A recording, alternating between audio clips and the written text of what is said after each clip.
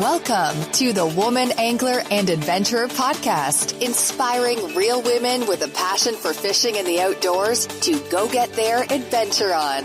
Now, here's your host, coming to you from the Lance Chuck Camper Mobile Podcast Studio, Master Captain Angie Scott. Welcome to another episode of the Woman Angler and Adventurer Podcast.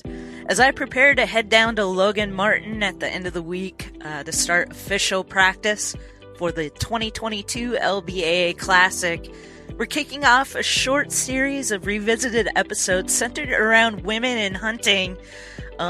Perfect time of year to focus on that topic. I'm on my social media seeing a lot of you out there, depending on where you're at in the country, doing different hunting adventures. And, we don't get to feature that as often as I'd like on the show. So I thought it'd be fun to go back in the archives and pull out some special episodes around that theme. And then stay tuned because it's going to be capped off by a brand new episode where I get the opportunity to welcome back to the show Melissa Bachman from Winchester Deadly Passion. So be sure and stay tuned for that. So to kick things off, I went way back in the archives all the way to episode number 13. Many of you are already familiar with Women Hunt, Fish, and Camp 2 on social media.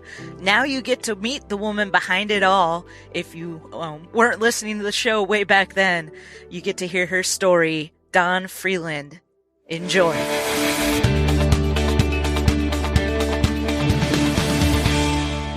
So many times growing up through life, we were told that the only place a woman should be is work, home, or the mall. There's nothing wrong with getting your nails done, nothing wrong with going and having lunch with your girlfriends, nothing wrong with that at all. But we also belong someplace else too, and that's the outdoors. That's Dawn Freeland, owner and operator of Women Hunt, Fish, and Camp 2. And you found the Woman Angler and Adventurer Podcast. Today's story features Dawn Freeland. Dawn loves the outdoors. She loves to hunt, fish, and camp. But something inside her drives her to not just keep that enjoyment all to herself. Instead, she likes to strive to encourage other women to get out there and enjoy what God has created for us. That's why I knew I had to have her on this podcast. According to Dawn, being a female hunter in a male-dominated sport has been trying at times. Perhaps that's part of what drives her to help other women learn and navigate the space.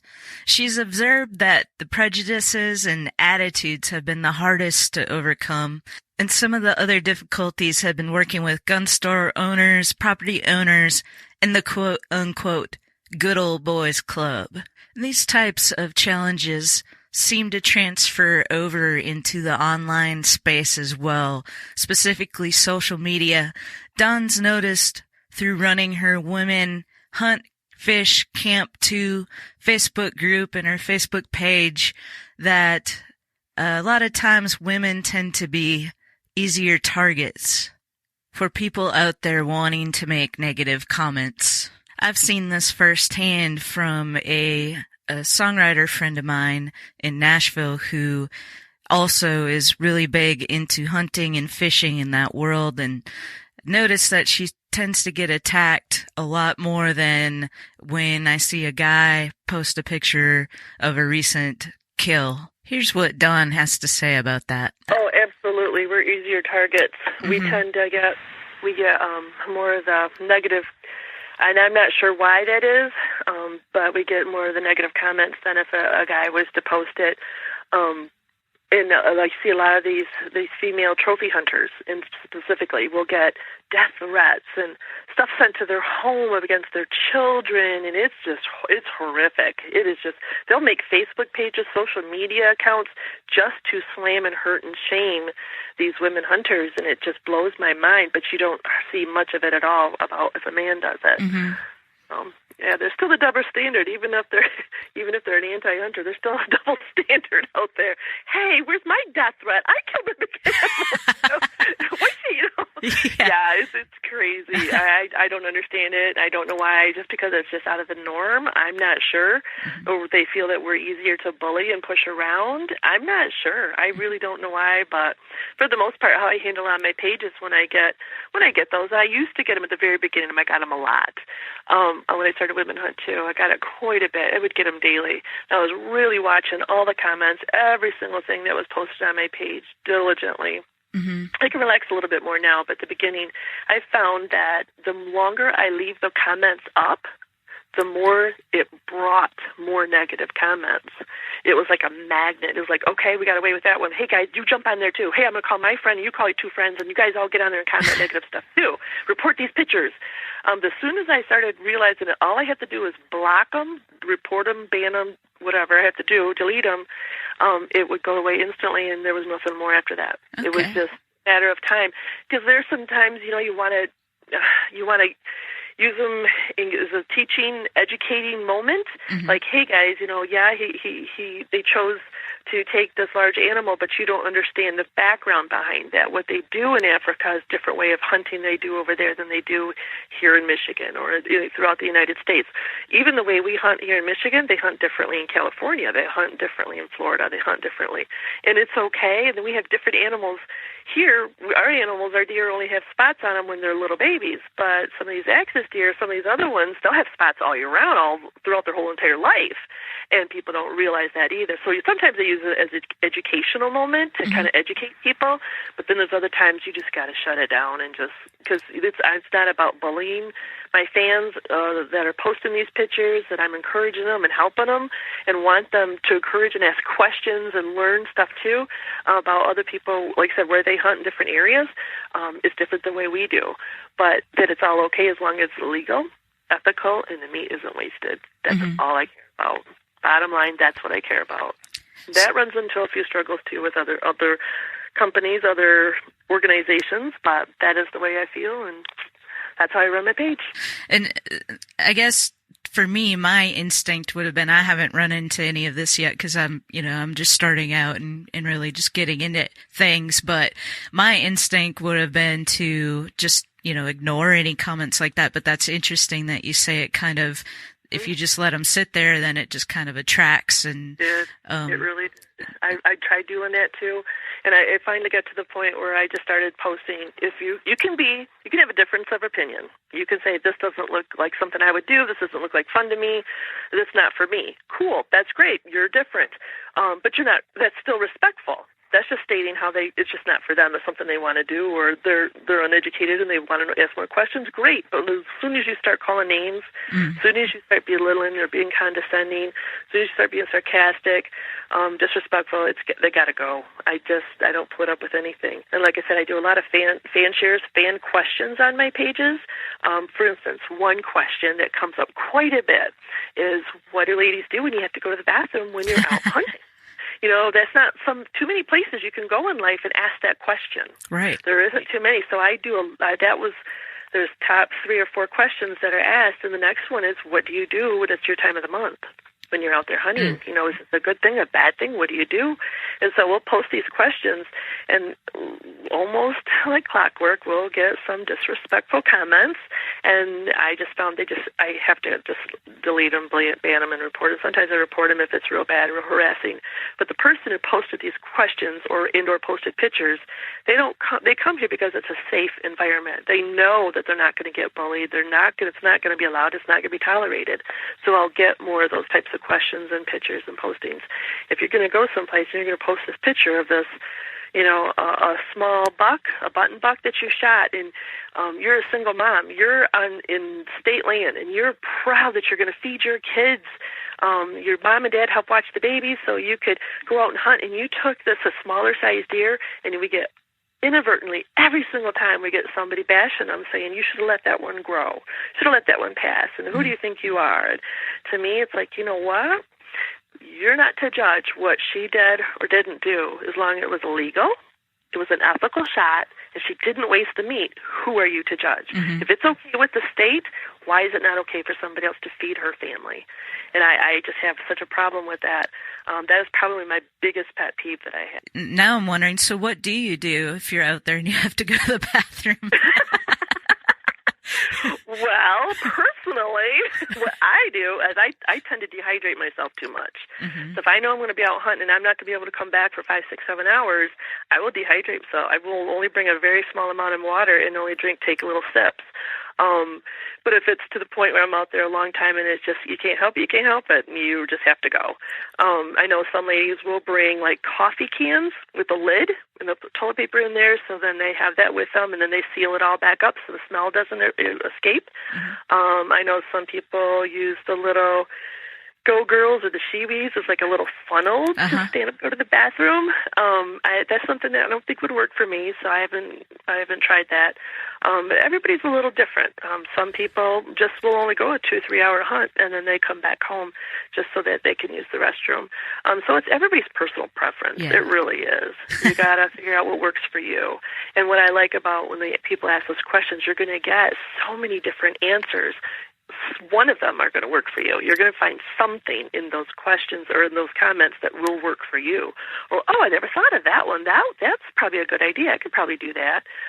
So there's a lot of good things on there. So how did you get so into hunting and in the outdoors in the beginning? At the beginning, my dad, he was an avid, outdoorsman. He loved hunting. When I was little, you did see him, get ready for a hunt, even just a little small game hunt.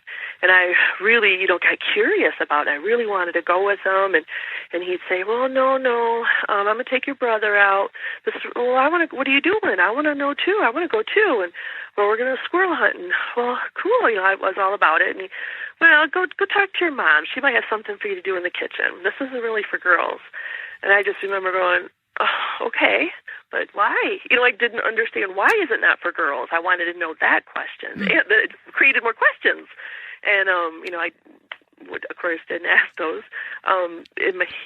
He passed away in a car accident when I just turned 11, so I didn't get much more after that, of course. But I met my husband when I was 17 at church camp, and he was a big hunter, and he sparked it too. Kept going, well, what is the curiosity? What is it about going out in the woods all the time? What is it that you do out there? I'm missing this piece of this puzzle because he would go so much, and I'm thinking, what's the draw? I'm missing it. And I always just curious about it, kept asking him questions, and finally he said, well, just come sit with me. So I went with him one day, and we're sitting out there, and I brought a book or something to read, because, you got to be quiet, he says. I'm like, okay. And he says, you're going to get bored. I'm like, I'm fine. And I had looked down, I was reading for a little bit, and when I had looked up, it had been snowing. And I didn't even realize it had been snowing that much. And I seen a mom and 2 babies walk through real slowly through the woods with the snow trickling down. Everything's blanketed white. It was just like one of those angels come out of the clouds aha moments that you see on TV. It just really hit me. And I just sat there with my mouth hanging open going, wow, this is awesome. I'm missing this. And that was it after that. It just kind of took a life of its own. So I always tell people it's a third of my dad's influence, a third my husband's influence, but I always had that curiosity and that drive. If you don't have it, that curiosity and that drive to want to do it, you're not going to do it, no matter who influences you, no matter who encourages you and tries to get you out there. So it has to come from you as well. So it's a third of each. It's just a culmination. It's not one specific thing. When it came to hunting, Dawn didn't start out firing guns right away. I got to shooting bow and archery, and then I started going out hunting, and it just, I look back now and I think I just couldn't pull enough weight back to penetrate deer eyes. It would like bounce off of them, and I just wasn't taking it serious. I'm like, oh, this is stupid. I don't know what I'm doing. And at this point, I'm still deathly afraid of guns. I was taught, you to stay away from them, don't touch them, it's not for you, you're not allowed to look at them, don't breathe on them, don't do nothing. So I was always scared of them, always very scared of them. Much like her aha moment that got her into hunting in the first place, Dawn experienced another aha moment that led her transition from archery to firearms. We got broke into in our home in the early 2000s, and at that moment, everything changed with me. My boys came home off the bus and seen our house in disarray and seen what had happened, the aftermath. They seen it before we did. We were at a funeral, but we got home and, of course, called the police and such. And at that moment, I realized I need to get over my fear of guns because I need to be able to take care of my kids. If a situation ever was to arise, would I remember where that shotgun was, or my husband told me where it was? Would I be able to load it? Would I be able to do this? Could I do this to protect my children? At that moment is when I said, that's it, I'm done. I'm done being afraid of this. I want to know everything. You show me everything there is to learn. I learned everything. 6 months later, we got broken into again. We weren't home, so we were very lucky in that regards, but I got my concealed weapon permit, and ever since then, I'm good to go. Wow, so you've had some pretty key moments that have propelled you along. Moment. Yeah. It wasn't just something that, some families grow up with it. It's just what they all do. They all do this as a family together, and it's one big happy unit. Didn't really happen for me that way, but, so the influence was still there. It just wasn't like most people's. So when did it really go to the next level for you? Probably the first year that because like I said, I got the concealed weapon permit, and I'm sitting out there, and I'm with my bow again the following year, and I'm just sitting there going, I'm not successful shooting this compound bow at this deer. What am I doing? This is silly. Wait a minute, if I can shoot a pistol, I could shoot a rifle. And it's just like, okay, show me how to shoot a rifle. Show me how to do this. And he's like, okay. And he showed me all this stuff. And he didn't push me, but if I kept asking him more and more questions, he was all about showing me how to do stuff and what to do, and taking the proper precautions, of course. And so I'm sitting out there for rifle season. And it's for 2 weeks in Michigan, and it's coming to an end. And I took my first deer that year, a doe, and all excited about it. And he says, well, it ends, November 30th. And, oh, Mom, okay, well, what comes next? Well, we have a few days of archery again. I'm not good at that. How long does that last? Still just a couple of days. And then muzzleloader starts. All right, well, what's a muzzleloader? Show me how to do that. And then he's like, okay. And he showed me how to use that. And wasn't successful the first year or so. I had a nice, gorgeous 6-point walk up real close to me. Took a shot with the old flintlock muzzleloader, and of course it just popped. The cap just, nothing worked, nothing happened. I'm just sitting there staring at this deer. It looks at me. I flicked the cap off, put another cap on, took another shot. It just did the exact same thing, and the deer finally ran off at this point. And I'm just like, oh, this is terrible. I went to town that day and bought a brand new inline Thompson Center 50 caliber, and I just love that thing. And I've been almost as much successful at that as I am my 30-06 that I bought from a garage sale. I just did. Those are my two favorite guns of all the guns. And then after that muzzleloader season, I said, okay, now what's next? He's like, well, we have late doe. And then after that, there's nothing. I'm like, what do you mean there's nothing? There's no more seasons. It's January 1st. I'm like, no, what's the next type of, I'm thinking he's hung up on deer. And I'm like, no, what's the next animal season? He said, well, spring turkey, I guess, but I don't really turkey hunt. Like, okay, when is this? He goes, well, sometime in the spring. That's all I needed. And I took off, and I watched videos, and I watched interviews, and I talked to so many people and picked the brains at the gun clubs and the stores. So I'm self-taught in turkey hunting. Had a blast with that. I've had such a good time with that. But I said, well, that'll keep me going at least until fall turkey, which is September 15th here. And then, of course, October 1st is our bow again. So it kind of feeds the passion a little bit. And now I'm into bear hunting, too, and I can usually get that at the end of August, 1st of September in Canada someplace. So wow. That kind of feeds the passion a little bit, keeps it going. So why the big obsession? What's the draw for you? Getting outdoors, getting outside, and the different smells. There's different smells, different times of the year. You get the rotting, fermenting wood by the swamp and the marsh, and the leaves coming down in the fall, and the moss is growing, and you just get just the different smells, let alone the sights. And you see the same chipmunks, and the same squirrels, and the same patterns every day, the same colored ones jumping after each other. We have gray, black, of course, the red fox squirrel. We have all different colors. We had some chocolate ones out here too.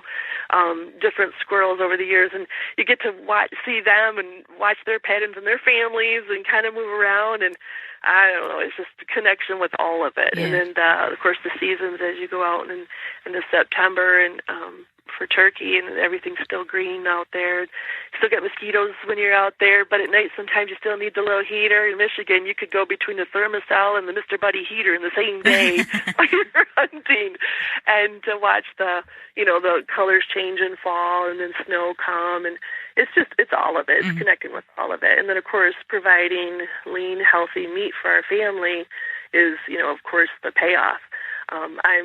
I really, really hate to buy meat in the store. I really do not like it at all. So most all the meat that we consume in our home and our farm is stuff that we've harvested. Once in a while, of course, we'll have something from the farm. This year we grew pigs, and we're selling those. So in the past, I would go to a game ranch to shoot a pig to get some pork, but this year we decided to grow our own, so from bacon seeds. So we did pretty good with that. So we might do that again, but for the most part, we only buy lunch meat and chicken. Wow. Pretty much. Awesome. Everything else is something that we've... Hey guys, this is Jonathan McKenzie, co-founder of Turtlebox, the loudest, most rugged, waterproof Bluetooth speaker money can buy. We built this thing with the sportsman in mind, for guys and gals like you who like to hunt, fish, and be outside. Do you own a boat? End the frustration with your installed sound system. Turtlebox is the ultimate portable boat stereo sound system. You will be blown away by how clear the sound is, even over the noise of your engine. When you aren't running your boat, take your speakers with you and enjoy the sandbar, the dock, or your backyard with the people you love most. Don't believe me? Try it out. We offer a 60-day risk-free trial. If you don't love Turtlebox, send it back. Check us out at turtleboxaudio.com and use code WAYPOINT for an exclusive podcast offer. Either shot ourselves. So what led you to starting the women, and was it Women Hunt Too? Is that how it started, or was Women Hunt Too?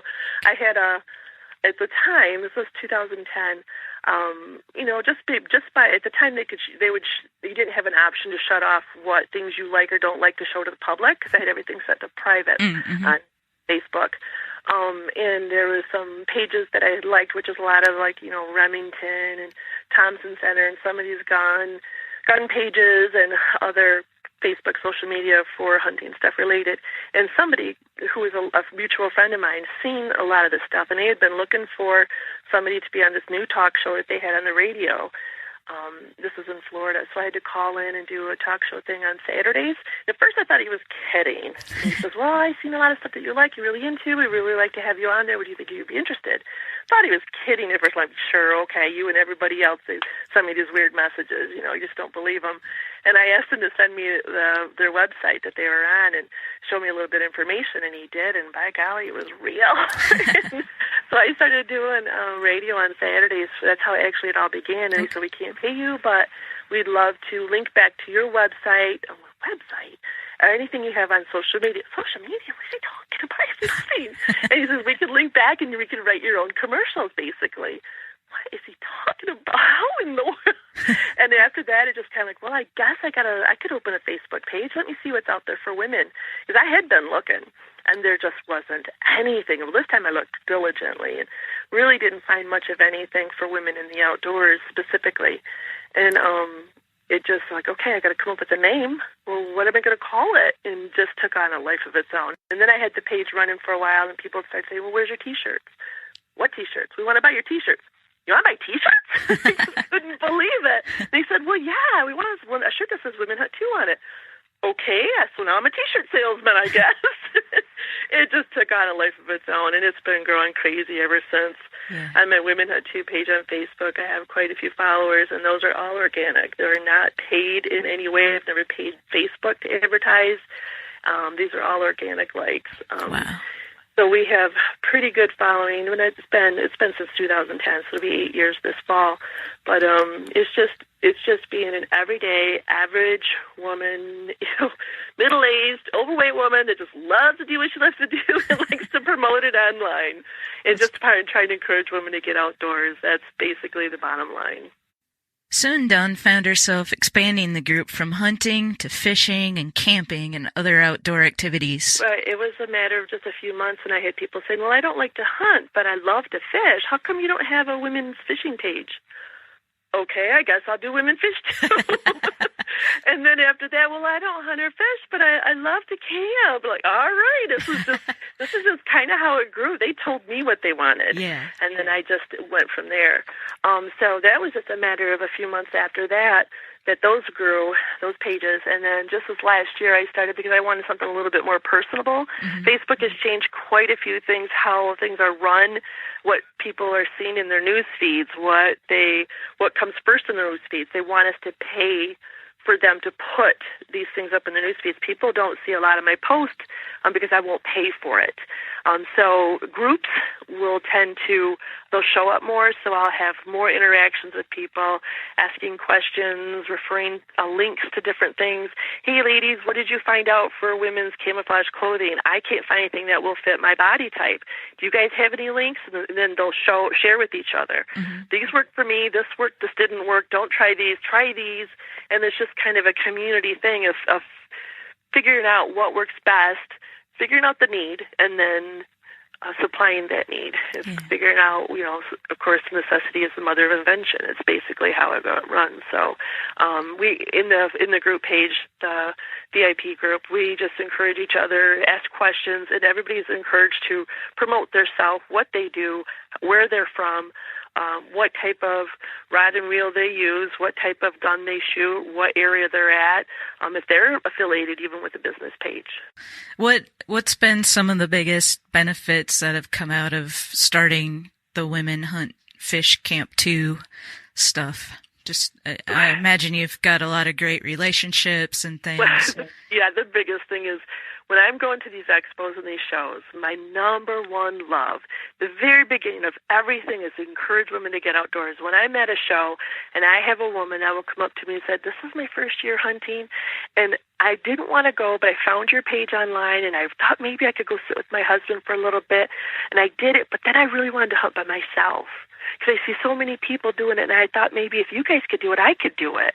And look at my doe I shot this year. They show me a picture of something. Mm. That is awesome. Mm. That is what it's all about. And then have a place where they can go to that they can talk about stuff that hey, you know what? My husband has all these shirts that have all these name brand people. They don't have much for women out there. Well, I want one of your shirts, and that is just crazy to me. But hey, whatever works. And I get that they want to be part of that connection. They want to be part of the group. They belong there. So many times growing up through life, we were told that the only place a woman should be is work, home, or the mall. There's nothing wrong with getting your nails done, nothing wrong with going and having lunch with your girlfriends, nothing wrong with that at all. But we also belong someplace else too, and that's the outdoors. And what the outdoors looks to me may look different to you, may look different than to your neighbors. Your neighbors might think, well, my outdoors is raking the yard or taking the kids for a walk or going to the park. That's awesome too. Great. Encourage them to do that more often. It's whatever it looks like. I said, some people will pick up fishing. I haven't fished in so long. When I was a little girl, I think I'm going to go try fishing this weekend. And it's just one of those things like, yes, that's what I want to hear. That's what this is all about. That's what we're encouraging. Dawn has a great quote in her LinkedIn bio that I wanted to share. She wrote, "Being a successful deer hunter isn't measured by the quantity of animals that you have harvested. It's the feeling in your soul that you receive for having another chance to experience the amazing outdoors." In regards to fishing in particular, she says, "Usually I'm just an average fisherman. Yes, I say fisherman instead of fisherwoman. Fishing in average places, catching average fish. But on occasion, I'm above average, and that's what it's all about." I'm sure you've picked up on it by now, but Dawn loves to teach other women how to do these things, and I asked her about that. Yeah, before I started this, I was a preschool teacher and then a substitute teacher simultaneously. So when this became full-time, I kind of lost that part of it. So I really I do some seminars at Cabela's. I will do some seminars within some of the expos that I attend, some of the shows around Michigan, and I'll have a different topics. If they have a topic they want me to cover, or I'll just come up with one myself, or it's just a generic, basic topic of how I got started, basically how this interview is going right now. Do you have like sponsors and things like that as well, or are you just out there promoting the women hunt too and fish too? Yeah, so I found that basically to get those messages out, to talk to those women, to get to those expos and those shows, to get to Cabela's that don't pay you, costs money. Mm-hmm. So how you're going to get that money is by selling T-shirts, hats, and decals. Right. You know, it's one of those things that it's not what I want to do. I'd love to do radio and TV and blog. That's what I would just ultimately love to do. However, you don't get paid much for doing those things. You really got to have a way. And of course, we write commercials, which is a post of a really, cute little T-shirt, hat or decal idea that comes out and about. And of course, that's what helps pay for those, the forward going into the future about getting some of these things done and getting the message out there that, some of the younger girls coming up, children, there's a study that shows that if the father is an outdoorsman, that's great. There's a chance that your children will be as well. But if the mom is an outdoorsman, it grows exponentially of how much more often the children will become an outdoorsman because the mom has more of an influence, when they're especially at a younger age. That's just the way it is. That's just a study that I had read, and I believe it. I believe it wholeheartedly. Well, I love what you're doing and that you've got such a huge following. It's super inspirational, for sure. Thank you. What advice would you have for other women out there that are passionate about hunting and fishing in the outdoors? Oh, just trying to encourage some of their friends, or encourage, like I said, take the children out. Or if you want to get involved more, their state DNR's website, each state has their own separate one, and there's usually some links on there of something that's coming up to their area. I know, like state of Michigan, we have some spring turkey hunting seminars that are coming up. Some are being housed at Cabela's. Some are being housed other areas, some restaurants in the areas. You can put in pretty much what town you're from or which one's closest to you, and those will pop up. So those are always free to attend also.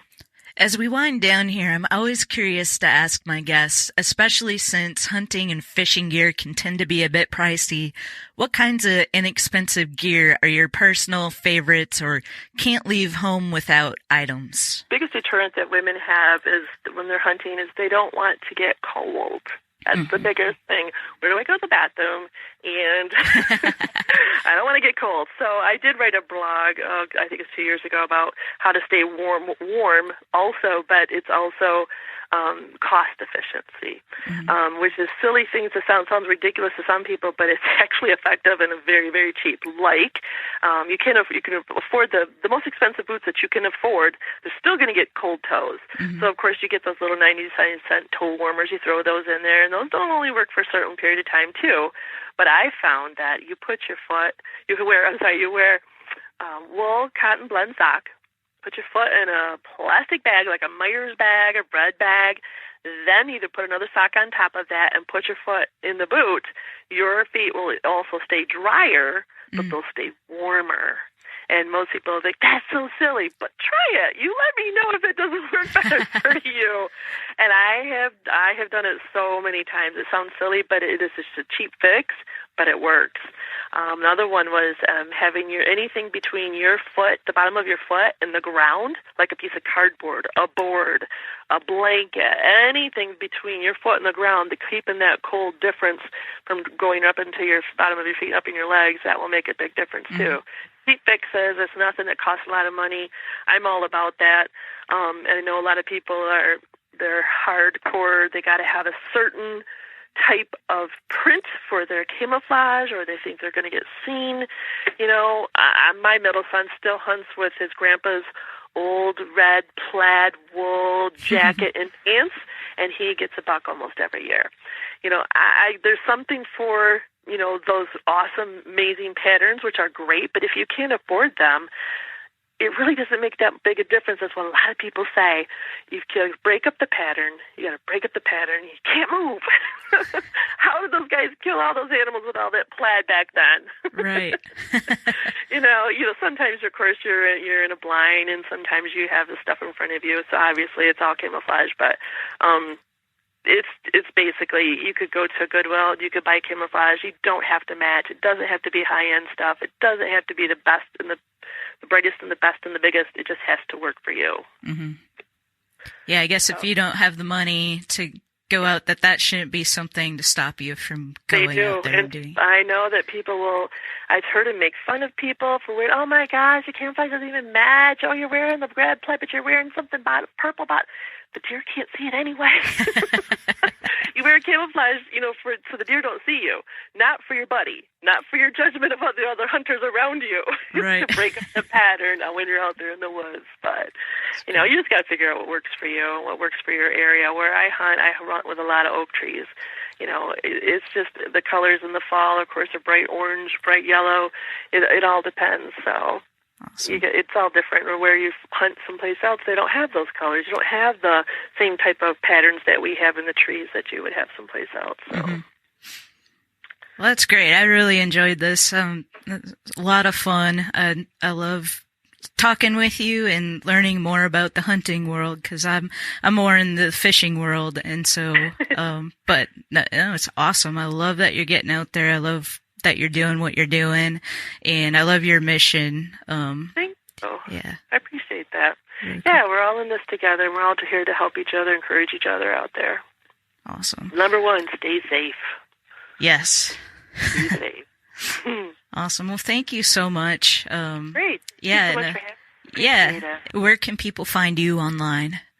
WomenHunt2.com is the website, and then, of course, the Facebook pages is facebook.com/WomenHunt2, Women Fish 2, Women Camp 2. Yeah, we have a little bit of everything. Awesome. All right, that wraps up my interview with Dawn Freeland. Be sure and check out her website and Facebook page, and don't forget to go to thewomanangler.com, where you can access all the show notes, see some pictures, and all the links that we've shared in today's episode. Thanks for tuning in, and we'll be back in another 2 weeks with another awesome episode featuring another amazing woman. In the meantime, as Dawn said, everyone, please stay safe.